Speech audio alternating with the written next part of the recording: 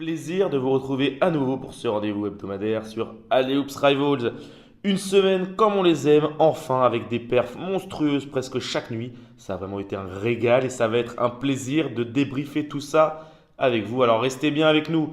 Un autre plaisir, différent certes, je vous l'accorde, mais je sais que vous l'attendez tous. Victor Richard est avec nous. Salut Victor. Salut tout le monde. Alors, programme chargé cette semaine, beaucoup de news, beaucoup de belles perfs. Qu'est-ce que tu en as pensé de cette semaine?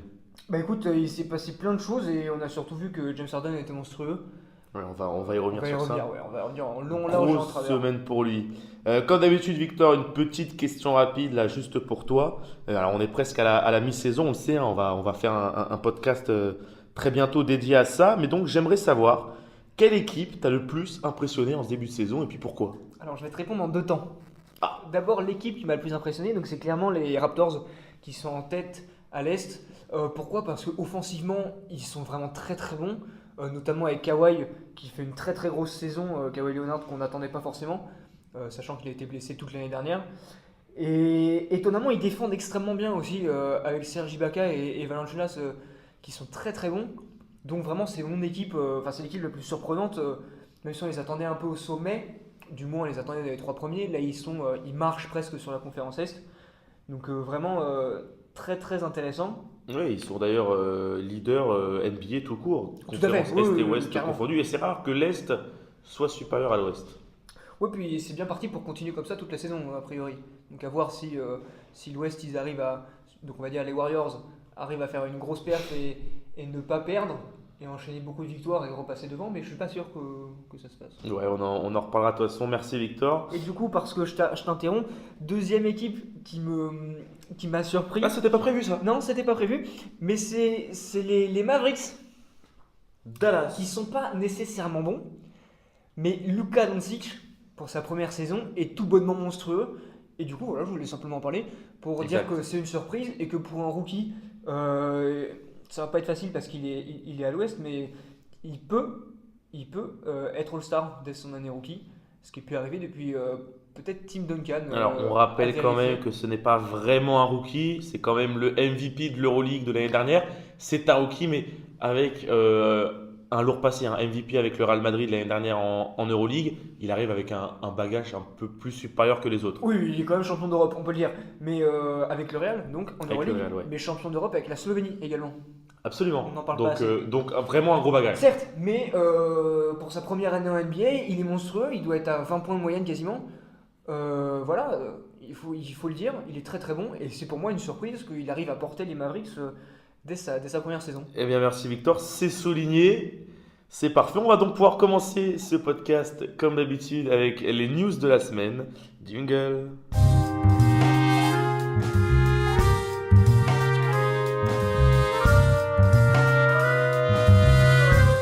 Allez, première news sur James Harden, on en parlait justement, qui a claqué cette semaine un triple-double à 50 points, performance absolument monstrueuse dont on parlera plus tard dans ce podcast, mais c'est son quatrième triple-double à plus de 50 points. C'est tout simplement le meilleur, aucun joueur n'a fait mieux. Juste à noter que Westbrook, hein, qui est quand même un peu le roi des triple-doubles, lui n'en a fait que 3 à plus de 50 points. Ça montre Ouais, un peu ça, que cette perf était monstrueuse. ça montre la perf du bonhomme quoi. Allez, deuxième news, Victor, on reste un peu dans le même thème. Ouais, c'est les Lakers qui ont réalisé une très grosse perf, notamment LeBron James et Lonzo Ball. Dans un seul match, eh bien, les deux ont réalisé un triple-double, un chacun. Et c'est la 8e fois seulement de l'histoire de la NBA que ça arrive. Et la deuxième fois chez les Lakers, parce que le dernier à l'avoir fait, c'était Magic Johnson et Karim Abdul-Jabbar. Ouais, en 1982, donc ça remonte un petit peu. Commence à dater en Ouais, effet. ça, c'est une sacrée Il me performance. semble que le dernier en NBA c'était en 2007 ou 2009 et c'était Vince Carter et Jason Kidd qui l'avaient fait. Donc voilà, c'est une très très grosse perf pour les deux. Ah, c'est à souligner, c'est un très très bon match en plus qu'ils ont fait, puisque c'était sur une victoire. Et Lonzo Ball qui finalement commence à revenir, il avait du mal à se montrer, ça va beaucoup mieux là. Lonzo Ball qui fait une très bonne deuxième saison et notamment sur le plan défensif. On sait qu'il n'a pas des stats hyper bonnes au scoring en tout cas, mais c'est pas trop son rôle, sachant qu'il y a LeBron qui vient marquer ses points. Mais en tout Absolument. cas, il prend ses rebonds, il prend ses passes Et voilà, il Non, met ses petits triples-doubles quand il a envie, quoi. c'est très bon pour les Lakers. Allez, une petite news historique maintenant. Dirk Nowitzki, qui a enfin joué cette saison avec Dallas, il était blessé en début de saison, et c'est donc officiellement sa 21e saison avec sa franchise de cœur, et ça fait de lui le joueur le plus fidèle, devant Kobe Bryant qui avait fait 20 ans aux Lakers, et Tim Duncan qui en avait fait 19 aux Spurs. Et ce qui est encore plus fou, c'est qu'il pourrait encore continuer l'année prochaine, et lui, il va jouer jusqu'à 60 ans, c'est pas possible. C'est sûr que c'est incroyable et il va sûrement beaucoup aider les Mavs à aller mieux par la suite. Et le duo Nowitzki-Doncic peut être très très intéressant. Allez, et puis victoire comme chaque semaine, une petite info au trade. Ouais, c'est Trevor Ariza qui fait son retour à Washington contre Kelly Oubre et Austin Rivers qui vont retourner à Phoenix. Et il semblerait, c'est pas sûr mais ça peut, que l'arrivée d'Ariza provoque le départ d'un joueur majeur des Washington. Ouais, je pense tout simplement que entre John Wall, Bradley Beal et Ariza, il y a un souci. C'est trois joueurs qui aiment beaucoup avoir la balle, c'est trois joueurs qui ont besoin d'avoir la balle, tout simplement. Et je pense que cette arrivée montre encore plus que l'un des deux, alors à savoir est-ce que ce sera Bradley Beal, est-ce que ce sera John Wall, va partir. Et je pense que ça va se faire très rapidement. On en reparlera évidemment dans les prochaines semaines, mais à mon avis, les trois ne peuvent pas jouer ensemble, c'est pas compatible. Tout simplement. Je sais pas ce que tu en penses, Victor, mais Je sais pas, à voir. En ce moment, ils sont pas mauvais, les deux, Bradley Beal et John Wall. Donc, à voir si l'arrivée de Ariza va changer quelque chose. C'est un peu tôt pour le dire. Et de toute façon, on sait que le board de Washington est prêt à faire des transferts à tout va. Donc, personne n'est et à l'abri d'un. on l'avait dit, Washington va Exactement. mal et ils doivent faire quelque chose pour aller mieux. Allez, on enchaîne sur une news statistique maintenant, et puis ça fait pas de mal. Euh, et ça va faire d'ailleurs plaisir aux fans des Warriors, puisque dans la même nuit, lors du même match, Kevin Durant a dépassé Larry Bird. Alors c'est anecdotique, mais c'est quand même 21 791 points, et il devient donc le 33e meilleur marqueur de la NBA. Et donc je disais, dans le même match, Stephen Curry a lui dépassé la barre symbolique des 15 000 points en carrière. Une bonne soirée donc. Sur un tir à 3 points en plus, ce qui ramène un petit peu plus de croustillant à cette anecdote. En même temps, est-ce que Curry sait faire autre chose que les 3 points? Non, mais c'était quand même bien de le souligner. Allez, enfin, dernière info, Victor. Encore une fois sur les LeBron James, mais qui cette fois-ci se trouve peut-être du mauvais côté du poster. Alors oui et non, parce que on le sait, c'est un excellent dunker. Et cette semaine, il a été contré par Jarrett Allen. Et alors, certes, contrer LeBron James, c'est pas courant, mais il ne s'est fait contrer que 9 fois en carrière. Non, c'est pas que c'est pas courant, c'est que ça Voilà. n'arrive jamais. C'est monstrueux. Et donc, Jarrett Allen rentre dans la légende grâce à ça. Alors qu'en soi, Jarrett Allen, Non, on s'en fiche, hein, il évolue Voilà, c'est ça. aux Nets, même si les Nets vont mieux. C'est pas une grande franchise, on va pas beaucoup entendre parler d'eux. Mais effectivement, il s'est fait contrer du coup que 9 fois sur 1850 tentatives, donc à savoir que ça n'arrive jamais. Et en plus, le dunk, pour l'avoir vu et revu, le contre, pardon, est monstrueux. il est incroyable. Il est incroyable. Allez, merci Allez. Victor. On enchaîne maintenant sur la prochaine partie de ce podcast, à savoir la question de la semaine. Et on la voit juste après ce jingle.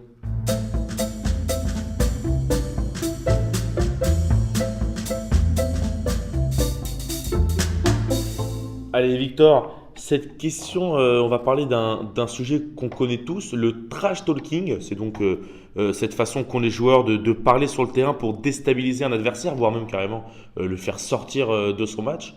Alors Victor, cette question elle est simple. Es-tu pour ou contre le trash talking en NBA? Alors moi, clairement, je suis pour. Ça apporte une ambiance sur le terrain, ça apporte un plus, et c'est aussi très sympathique en tant de spectateur, pardon, de voir les joueurs se charrier entre eux après un joli move. Draymond Green en est le spécialiste cette année un peu en NBA. Joel Embiid est pas mal aussi. Ils aiment bien un peu charrier leur adversaire après avoir marqué un gros dunk ou lâché un gros contre. Mais je pense qu'il y en a moins qu'auparavant, parce que d'ailleurs c'est sanctionné maintenant, il me semble, si c'est trop ostentatoire. Ouais, si c'est trop voyant, c'est une faute technique. Mais alors juste avant qu'on parle un peu là des légendes un peu du trash talking, je me mets un peu dans la peau de ceux qui sont contre. On pourrait dire que ça dénature, que finalement faire sortir les joueurs, bah, du coup ils sont plus trop concentrés sur le basket et plus ailleurs.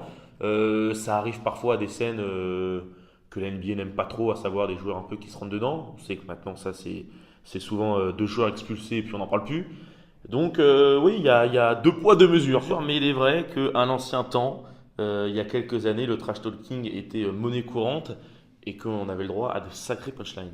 Ouais, par exemple, il y a Jordan qui était un peu le spécialiste à l'époque.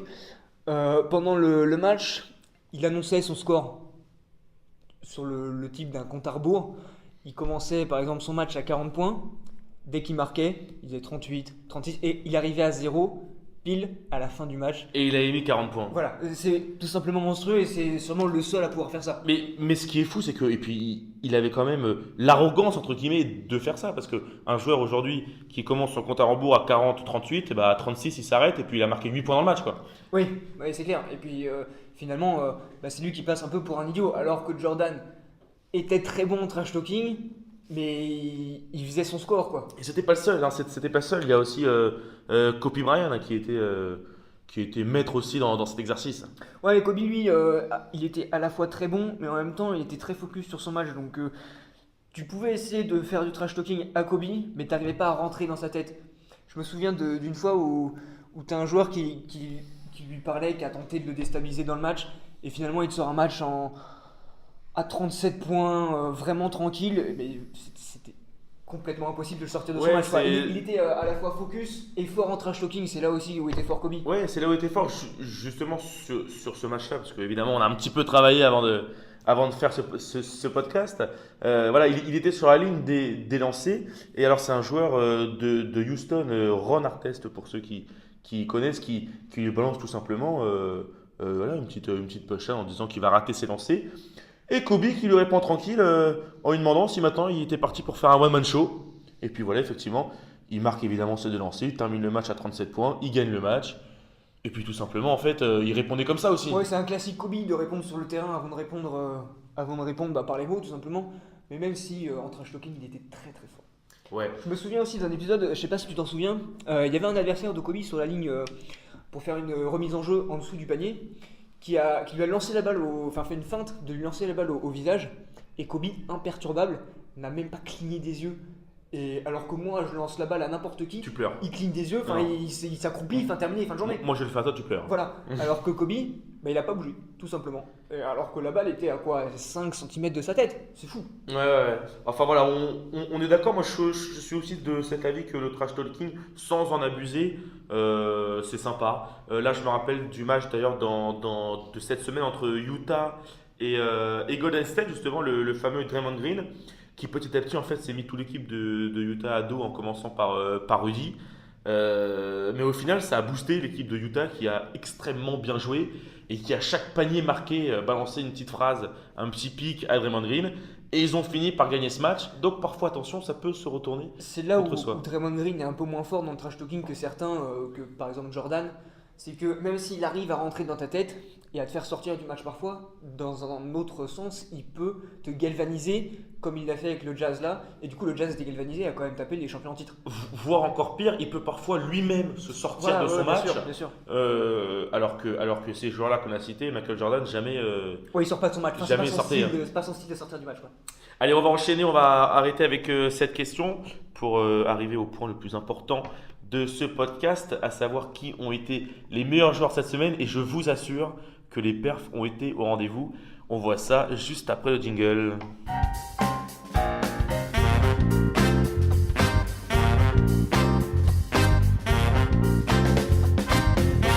Et on commence, Victor, avec la performance de la semaine. Et on en parlait dès les news. On se doute bien qu'elle revient à Monsieur James Harden. Ouais, qui, comme on l'a dit, fait son triple-double à 50 points. 10 rebonds, on se passe. Tout simplement monstrueux. Et en plus de ça, bah, il est quand même à 54% au shoot. Et à 33% derrière la ligne de 3 points, ce qui est un peu moins bon. Mais on va pas lui en vouloir sur un match comme ça. Bon, bah, clairement, hein, c'était contre les Lakers. Les Lakers l'ont vu. Ils ont essayé de défendre sur lui. Bon, ça n'a pas marché. Ouais, non, de toute façon, là, une performance comme ça, Moi, tu peux pas. c'est très compliqué à battre. Il était si fort que tu peux pas défendre en fait. Avec effectivement une très bonne victoire face aux Lakers, 126 quand même à 111. Hein, les Lakers qui encaissent 126 points. Alors, est-ce que c'est eux qui défendaient pas très bien peut-être, mais c'est aussi James Harden hein, qui a été excellent. Une très bonne victoire pour des Houston qui vont beaucoup mieux. On va en reparler parce que vous vous doutez bien qu'il fait partie aux prétendants au titre de MVP. Donc on va revenir à cette équipe des Houston, mais qui va beaucoup mieux. Mais on va commencer d'abord avec les Bucks. Puisqu'évidemment Giannis Antetokounmpo, comme à l'habitué, fait partie de ce classement. Il a des stats semaine après semaine splendides. Cette semaine encore, 28 points, 11 rebonds, 7 passes. Et à 70% de réussite sur la semaine. 70%. Ouais, c'est ça qui est incroyable avec Giannis, c'est que il prend un shoot et ça fait filoche, quoi. Ce jeu-là, au niveau du pourcentage d'adresse, avec 28 points marqués, c'est impossible de faire mieux. Les Milwaukee qui ont cette semaine un bilan de 3 victoires, 1 défaite. Ils ont donc un des meilleurs bilans de la NBA derrière Toronto avec 21 victoires et 9 défaites. Excellent. Oui, comme à son habitude, j'ai envie de dire. Et du coup, c'est pas le seul à avoir fait des grosses perfs. Et c'est un joueur dont on parle assez peu, Bradley Beal. C'est normal puisqu'il est Wizard. Voilà. Donc, depuis le début de saison, clairement, les Wizards ont été assez mauvais. Mais Bradley Beal surnage un peu et cette semaine, il a fait ses perfs, 28 points, 7 rebonds, 6 passes, quasiment 50% au tir et surtout 50% à 3 points. C'est là qui fait la différence. Et c'est pour ça qu'il a autant de points, parce que d'habitude, son pourcentage au shoot à 3 points est moins bon. Là, il a récupéré de la réussite et du coup il a pris ses scores. Ouais, par contre mine de rien, juste ça fait quelques semaines que parfois il sort des stats, il est pas mauvais pas de début sur ce début de saison, il manque de régularité quand même. Mais Washington est tellement mauvais que presque on avait nous du mal aussi à vouloir en parler. Mais c'est pareil, c'est pour ça qu'il ne sera pas MVP de la semaine, parce qu'au bilan, une victoire contre les Lakers, donc bonne victoire, mais 3 défaites derrière contre les Nets, contre Atlanta, qui va être une équipe qui tanque toute la saison, qui a déjà commencé à tanker, et contre les Rockets. Bon, ça c'est une défaite plus anecdotique, mais perdre contre Atlanta et les Nets quand tu fais des perfs comme ça, ça devrait pas exister, quoi. Moi, la vraie question, si je suis Bradley Beal, j'appelle mon agent et je lui demande ce qu'il fout. Quand est-ce que je pars de cette équipe? Parce qu'il a le niveau pour jouer ailleurs. Il a le niveau, mais qui va vouloir d'un mec comme ça qui a déjà un meneur, je parle, un bon meneur? Est-ce que partir des Washington pour être dans une équipe plus faible n'est pas une mauvaise idée, et dans une équipe meilleure, est-ce qu'il sera vraiment titulaire? Est-ce qu'il aura autant de minutes? Je pense qu'on peut pas lui garantir. Si à l'Est, il y a des équipes qui n'ont pas de grands meneurs, il peut partir à Milwaukee. Ils l'accueilleront avec grand plaisir. C'est un exemple. Hein. Je pense pas. À Milwaukee, ils ont Bledsoe et Middleton sur la base arrière. Je pense que c'est compliqué pour eux.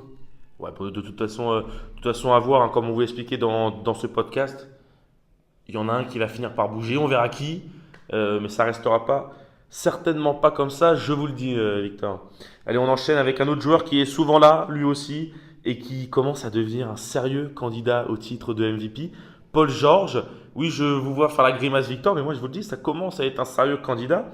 Une moyenne de semaine à 33 points, 8 rebonds, 5 passes. S'il n'y a pas James Harden, c'est lui notre MVP, 52% de réussite au tir, et puis il mène OKC à la victoire. Westbrook est certes là, fait des triples-doubles de temps en temps, mais il est quand même beaucoup moins ascendant sur l'équipe d'OKC, il marque moins. J'ai l'impression qu'il est beaucoup plus dans le collectif cette année, alors que la saison dernière et la saison d'avant, c'était un peu tout pour sa gueule et pour ses stats et pour aller taper le record de Robertson, en termes de triple-double, je parle.